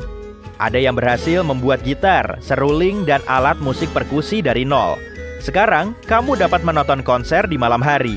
Kamu menemukan tempat yang indah untuk menggambar dengan menggunakan tinta alami dan dedaunan sebagai pengganti kertas. Tiba-tiba, kamu melihat sesuatu mencuat dari tanah. Kamu mengambilnya dan memeriksa benda yang tampak familiar dengan bentuk yang hampir sempurna itu. Dalam sekejap, kamu bergegas kembali ke gubuk untuk membersihkan barang tersebut. Ada yang penasaran dengan gerak-gerikmu, tapi kamu memastikan tidak ada yang melihat temuan itu. Akhirnya, benda itu pun bersih. Kecurigaanmu pun benar. Benda itu adalah ponsel pintar. Bukti pertama dari kemajuan teknologi masa lalu yang tersisa. Kamu mencoba menyalakannya, dan gadget itu benar-benar menyala. Kamu membaca pesan di ponsel itu. Isinya mengungkapkan alasan di balik lenyapnya semua yang diciptakan oleh manusia. Hilang begitu saja menjadi butiran debu. Dari tempat kita berdiri, matahari tampak begitu tenang dan damai, tapi sama seperti manusia, dan juga seluruh makhluk hidup lainnya. Matahari memiliki fase-fase tertentu ketika ia sedang aktif. Hanya saja, konsekuensinya jauh lebih besar dan lebih kacau ketika matahari sedang hiperaktif. Ayo kita perbesar untuk melihat yang terjadi di sana. Nah, salah satu cara untuk mengukur aktivitas matahari adalah dengan menghitung bintik di permukaannya. Bintik matahari adalah bercak gelap yang terbentuk saat medan magnet matahari tengah kacau. Sederhana saja, semakin banyak bintik matahari, semakin aktif aktivitas matahari. Dan tampaknya, matahari sedang berpesta gila-gilaan akhir-akhir ini. Jumlah bintik matahari yang dilihat para ilmuwan merupakan yang terbanyak selama hampir 21 tahun terakhir. Pada bulan Juni, ada 163 bintik matahari yang muncul di permukaan matahari. Terakhir kali ada begitu banyak bintik hitam di matahari adalah pada bulan September 2022. Saat itu ada 187 bintik hitam. Tampaknya pesta ini semakin mendekati puncaknya, dan itulah yang kita sebut sebagai solar maksimum. Bagaimana semua ini bisa terjadi? Medan magnet matahari sangat kuat dan beraturan pada suatu titik. Tapi seperti yang dikatakan tadi, ada kalanya medan magnet ini menjadi kacau, semacam bola karet gelang yang dililitkan dengan sangat erat. Ini juga berarti plasma naik dari permukaan, membentuk lingkaran dan menyebabkan kekacauan dalam bentuk suar matahari dan sesuatu yang kita sebut lontaran massa corona atau CME. Saat itulah plasma di atmosfer bagian atas matahari yang disebut corona bergejolak dan meledak dengan sangat kuat. Kemudian pada suatu titik, bola ini tersentak dan membalikan kutub selatan menjadi kutub utara dan sebaliknya. Semua ini terjadi setiap 11 tahun sekali. Jadi ketika matahari memasuki fase ini saat sedang sangat aktif, ia menyemburkan gumpalan-gumpalan plasma panas, muncul bintik-bintik gelap sebesar planet, dan melepaskan semburan energi dan radiasi yang dahsyat. Sesuatu yang menarik terjadi ketika matahari menjadi lebih aktif, yaitu air terjun plasma atau tonjolan mahkota kutub. Ini semacam letusan kecil yang bermula di matahari, lalu tampak seperti berusaha menjauh, tapi medan magnet matahari menariknya kembali sebelum bisa melesat ke antariksa. Dan air terjun plasma ini benar-benar spektakuler. Tingginya mencapai 100.000 km di atas permukaan matahari. Ini seperti 8 planet bumi yang berjajar. Lalu ada juga yang disebut pusaran kutub. Pusaran ini seperti halo plasma raksasa yang berputar mengelilingi kutub utara matahari dengan sangat cepat. Pusaran ini terbentuk saat tentakel besar plasma terlepas dan jatuh kembali ke permukaan, mirip dengan proses terbentuknya air terjun plasma. Para ilmuwan tidak tahu kenapa plasma ini bisa bertahan di atas permukaan matahari begitu lama. Salah satu contoh keren lontaran massa corona atau CME adalah CME raksasa berbentuk kupu-kupu yang terjadi pada bulan Maret tahun ini. Bentuknya tidak biasa karena meledak di sisi matahari yang tidak bisa kita lihat. Jadi tidak memungkinkan untuk mengukur kekuatannya. Untungnya ledakan itu tidak mengarah ke bumi, tapi mungkin ledakan itu sedikit mengenai Merkurius dan ada kemungkinan ledakan itu melontarkan debu dan gas karena Merkurius memiliki medan magnet yang lemah. Secara teori, semua ini terdengar keren, tapi bukan kabar baik bagi kita. Karena fenomena ini, kita mungkin akan mengalami badai matahari yang lebih kuat, yang bisa menyebabkan badai geomagnetik di bumi. Ini tidak hanya terdengar mengkhawatirkan, tapi ancamannya memang nyata. Badai ini menciptakan kekacauan dan mengganggu medan magnet bumi. Badai geomagnetik memang bisa menciptakan cahaya kutub yang indah. Tapi kita semua lebih suka menikmati keindahan aurora borealis dalam kondisi biasa atau cukup menyaksikan matahari terbenam di atas lautan. Tidak semua badai matahari akan menghantam bumi meskipun jumlahnya lebih banyak. Untuk mencapai planet kita, badai matahari harus mengarah ke arah yang tepat pada saat yang tepat. Tapi jika itu terjadi, badai ini bisa mengionisasi atmosfer bagian atas dan memutus komunikasi kita. Ini bisa menyebabkan sistem seperti GPS dan radio mati sementara. Hal ini bukan merupakan masalah besar, tapi bisa sangat berbahaya jika terjadi pada waktu yang tidak tepat, seperti saat terjadi tsunami atau gempa bumi. Badai matahari juga dapat merusak infrastruktur elektrik seperti jalur kereta api dan jaringan listrik. Jika sedang berada di pesawat, kamu mungkin akan terpapar tingkat radiasi yang lebih tinggi. Masih belum jelas seberapa berbahayanya bagi kita, tapi ini bisa jadi masalah serius bagi para astronot di luar angkasa. Ketika badai matahari mengacaukan medan magnet, hal ini bisa memengaruhi migrasi beberapa hewan, seperti penyu, paus, dan burung. Karena sebagian besar hewan hidup mengikuti tatanan alam, tidak ada yang tahu bagaimana hewan-hewan ini bisa melalui atau bahkan bertahan hidup dari perubahan semacam ini.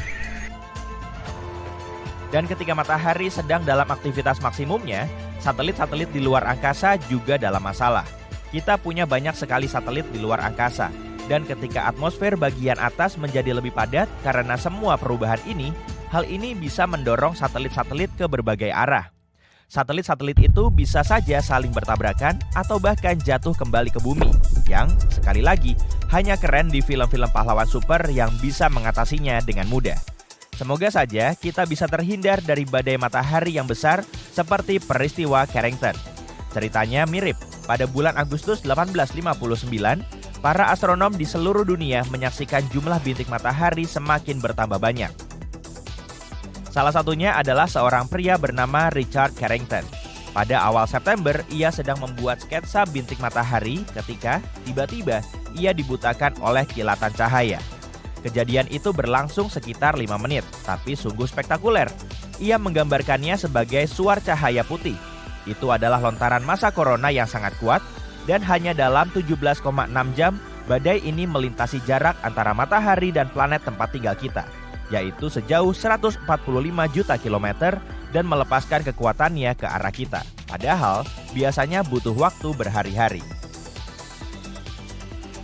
Dan ketika badai ini dimulai, mesin-mesin telegraf di seluruh dunia memercikkan listrik. Para operator tersengat dan kertas-kertas pun terbakar. Orang-orang sangat takut dan bingung karena mereka belum pernah melihat langit secerah itu sebelumnya. Beberapa bahkan mengira itu adalah akhir dunia. Keesokan harinya, para operator telegraf masih belum bisa bekerja seperti biasa karena atmosfer bumi masih bermuatan listrik. Mereka bahkan berhasil mengirim pesan menggunakan arus aurora, bukan listrik biasa. Tapi hal ini juga membawa sesuatu yang luar biasa, yaitu aurora menakjubkan di langit. Orang-orang di Hawaii dan Kuba bisa melihat cahaya kutub utara yang indah, sementara yang berada di Chili bisa melihat cahaya kutub selatan. Semua itu terjadi secara perlahan dan terus menguat. Ambil contoh suar matahari, misalnya. Ini semburan energi yang sangat kuat dari matahari. Pada tahun 2022, jumlah suar matahari yang muncul 5 kali lipat lebih banyak dari tahun sebelumnya. Ditambah lagi, suar terkenal yaitu suar X-Class juga semakin kuat dan lebih sering muncul dibanding sebelumnya. Ini mungkin jauh lebih ekstrim dari yang diperkirakan. Kemungkinan juga akan dimulai sedikit lebih awal dari yang diperkirakan. Para ilmuwan awalnya mengira puncaknya akan terjadi pada tahun 2025. Tapi tampaknya bahkan bisa terjadi pada akhir tahun 2023. Kita tidak bisa sepenuhnya melindungi diri jika badai matahari menghantam secara langsung. Tapi kita masih bisa melakukan beberapa hal, seperti menghentikan penerbangan pesawat, mengatur jalur satelit di luar angkasa, dan memastikan infrastruktur yang rentan tetap aman. Untuk melakukan semua itu, kita butuh perakiraan cuaca matahari yang lebih canggih agar bisa bersiap-siap menghadapi kemungkinan terburuk. Semua ini mungkin awalnya terdengar sangat buruk, tapi tenang, suar matahari tidak akan menghancurkan planet kita. Suar ini memang melepaskan materi matahari bermuatan listrik ke arah kita dengan kecepatan cukup tinggi. Tapi kita tidak akan sepenuhnya binasa jika ini menghantam kita. Planet kita tidak akan membiarkan kita tidak terlindungi. Masih ada atmosfer dan medan magnet yang membuat kita relatif aman.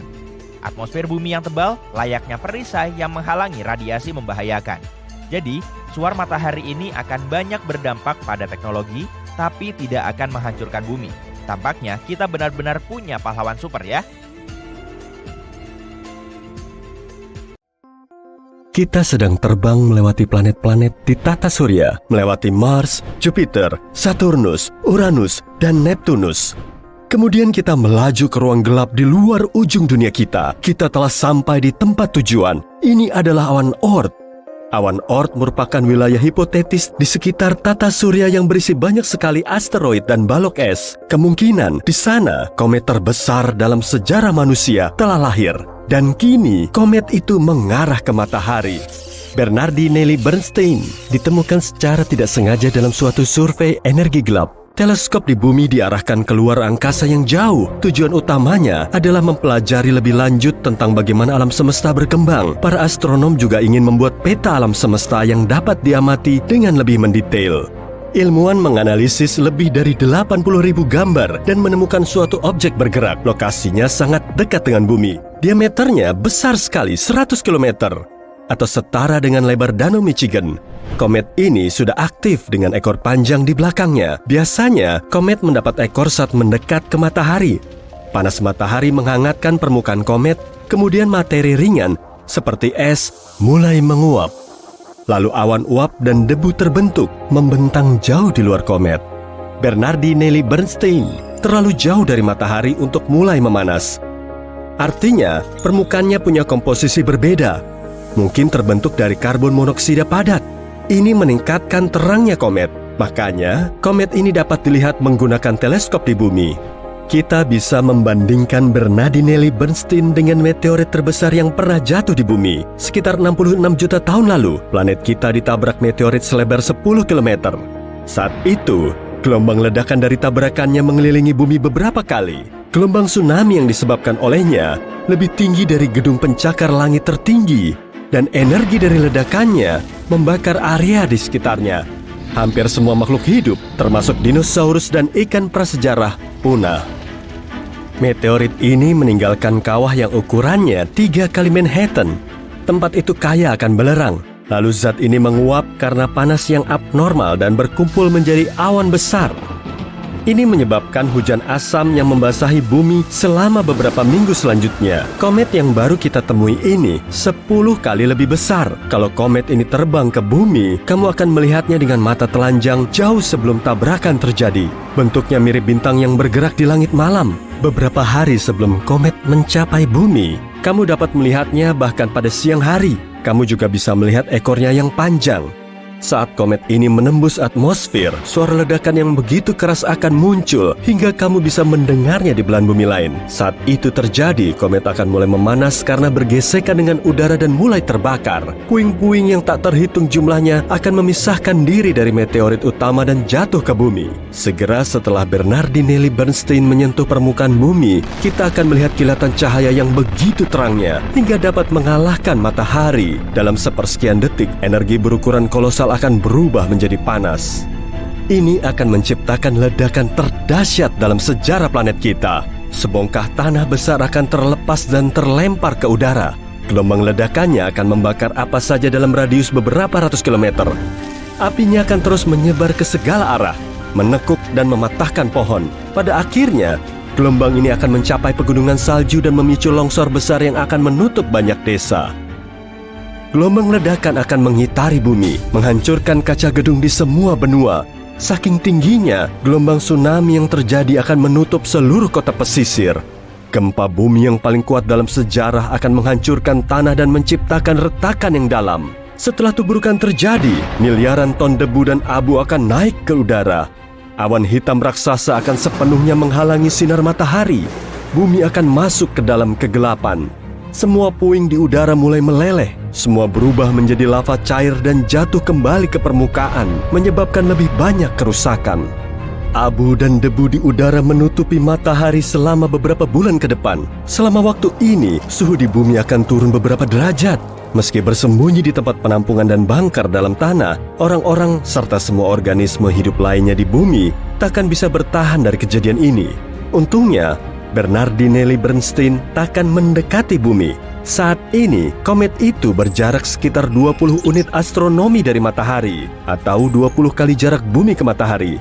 Artinya, komet itu akan segera melintasi orbit Uranus. Pada tahun 2031, jaraknya menjadi 11 unit astronomi dari matahari, alias tepat di luar orbit Saturnus. Ini adalah titik terdekat Bernardinelli Bernstein dengan matahari. Lalu komet ini akan terbang kembali ke tepi tata surya. Tapi, komet ini pasti akan kembali lagi. Kali ini akan menjauh dari matahari dan melambat sampai gravitasi bintang itu menariknya kembali. Lalu sang komet akan kembali mengitari tata surya. Tapi semua ini butuh waktu sekitar 3 juta tahun. Saat ini, ada banyak asteroid lain yang perlu kita perhatikan. Misalnya, 3200 Phaethon. Asteroid ini melintasi orbit Mars, Bumi, Venus, dan Merkurius, lalu mengitari matahari dan kembali. Siklus ini memakan waktu sekitar 523 hari. Kemudian siklusnya berulang lagi. Asteroid ini dianggap berpotensi berbahaya karena melintasi orbit Bumi pada jarak 7,5 kali lipat Bumi ke bulan. Dalam salah satu masa terakhirnya mendekati Bumi, batu selebar 5,7 km ini menghujani planet kita dengan meteor kecil. Karena asteroid ini sering melewati matahari, permukaannya mungkin terlihat seperti dasar rawa lumpur. Asteroid ini ditutupi tanah bersisik dan retak. Saat terbang melewati bumi, sisik ini terlepas dan menyebabkan hujan meteor. Tapi, asteroid yang berpotensi bahaya paling besar adalah 1999 JM8. Ukurannya setara 77 lapangan sepak bola. Jarak asteroid ini ke bumi adalah 9 kali jarak bulan. Jarak terdekatnya ke bumi akan terjadi pada bulan Agustus tahun 2137. Jika meteorit seperti ini menabrak bumi, satu benua bisa musnah, sementara sisanya mengalami tsunami besar, tapi mampu bertahan. Jadi, otomatis para ilmuwan sedang memikirkan cara untuk melindungi bumi dari bencana semacam itu. Solusi pertama adalah semacam Big Bang terkendali. Salah satu hukum fisika mengatakan, jika kamu menerapkan kekuatan ke satu arah, reaksi akan terjadi di sisi berlawanan.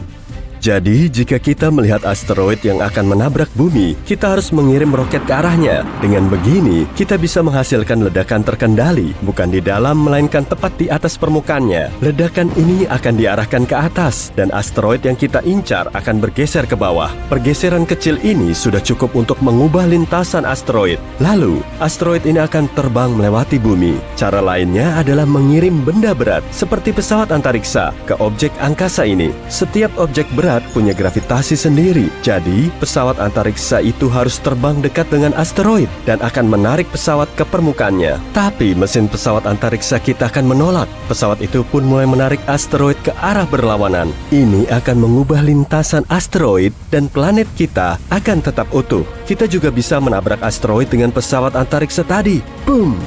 Atau kita bisa membangun stasiun ruang angkasa seperti ISS yang akan dilengkapi banyak lensa pembesar raksasa. Kita akan mengirim stasiun ini lebih dekat ke matahari dan mulai mencari asteroid yang berpotensi bahaya. Lalu, kita arahkan semua lensanya agar sinar matahari terfokus ke satu batu raksasa itu. Panasnya akan mulai menguapkan materi di permukaan asteroid. Di sanalah fisika akan berperan lagi.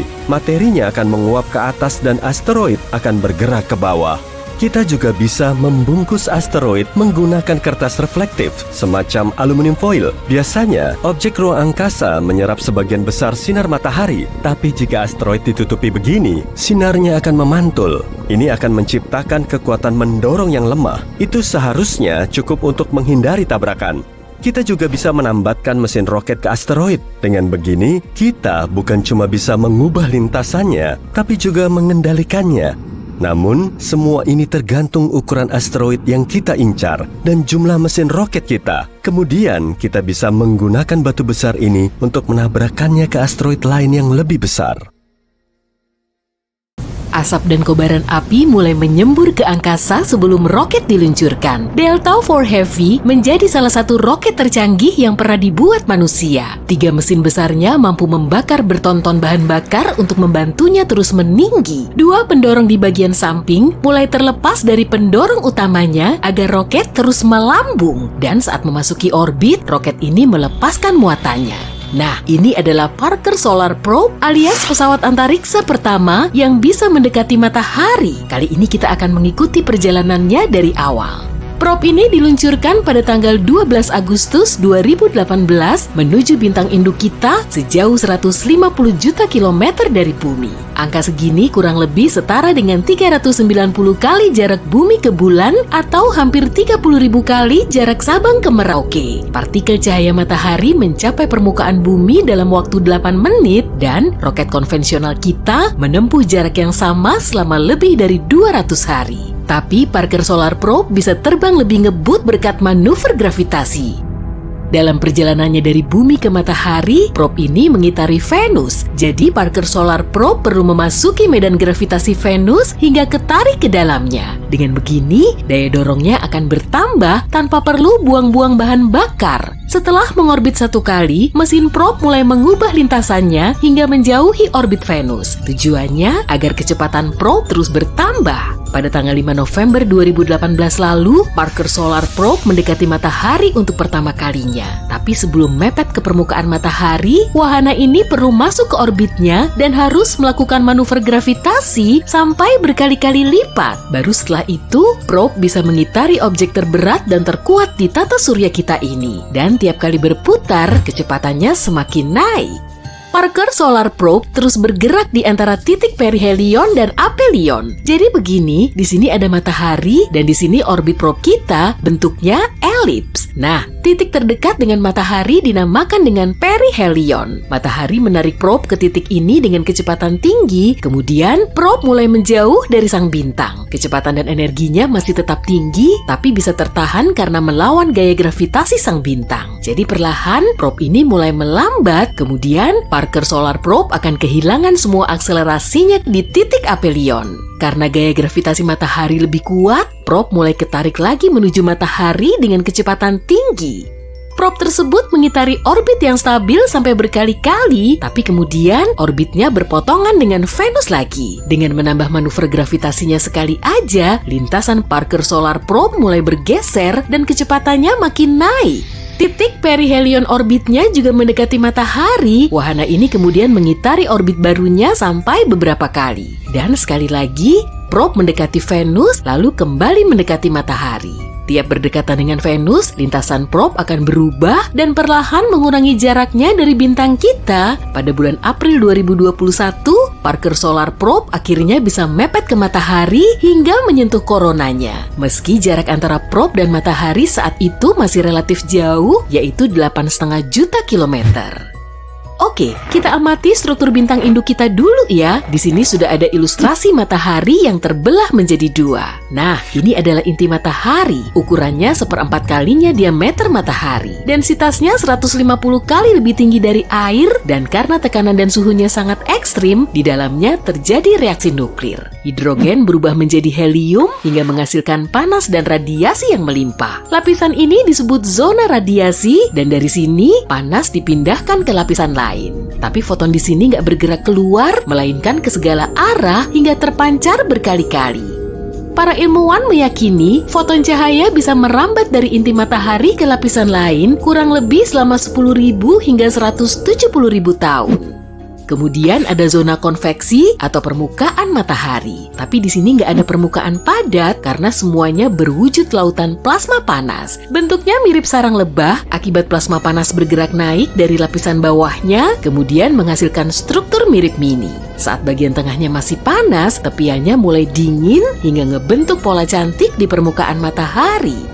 Selanjutnya ada atmosfer matahari. Dan ini adalah fotosfer yang mampu memancarkan cahaya. Kita bisa melihatnya saat menatap langsung ke matahari. Tapi hati-hati ya, jangan sampai kelamaan. Kamu perlu alat khusus untuk melihatnya. Tebal fotosfer sekitar 400 km atau kurang lebih setinggi stasiun luar angkasa internasional kita di atas bumi.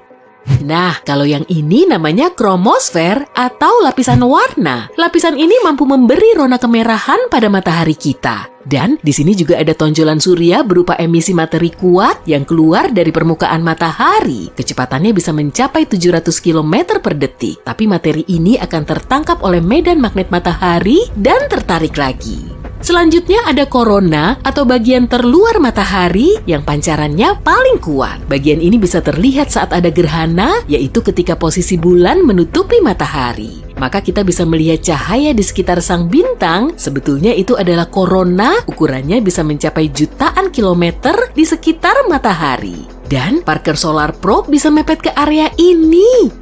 Material dan radiasi di area ini masih terikat dengan gravitasi matahari sehingga nggak terlepas keluar angkasa. Nah, di bagian luarnya terdapat angin surya yang terbentuk oleh material dan radiasi yang berhasil lolos dari gravitasi matahari kemudian terpancar keluar angkasa. Parker Solar Probe telah menggemparkan para astronom karena bisa ngasih informasi tambahan mengenai batas ini. Ternyata lapisan ini nggak berbentuk dinding bulat sempurna seperti dugaan mereka. Batas ini terpecah-pecah dan nggak rata, bahkan sangat mirip dengan pegunungan. Area berlekuk ini terbentuk oleh aliran plasma yang kurang merata di permukaan matahari. Makin luas dan kuat alirannya, batas yang terbentuk akan semakin jauh dari permukaan. Tapi mereka masih belum tahu penyebab pastinya. Setelah mengitari matahari, Parker Solar Probe melanjutkan perjalanannya menjauhi sang bintang. Para peneliti memprediksi wahana ini akan mendekati bintang kita lagi pada tahun 2022. Pada bulan Agustus 2023, probe ini akan mengitari Venus dengan lebih ngebut, kemudian lebih mepet lagi ke matahari.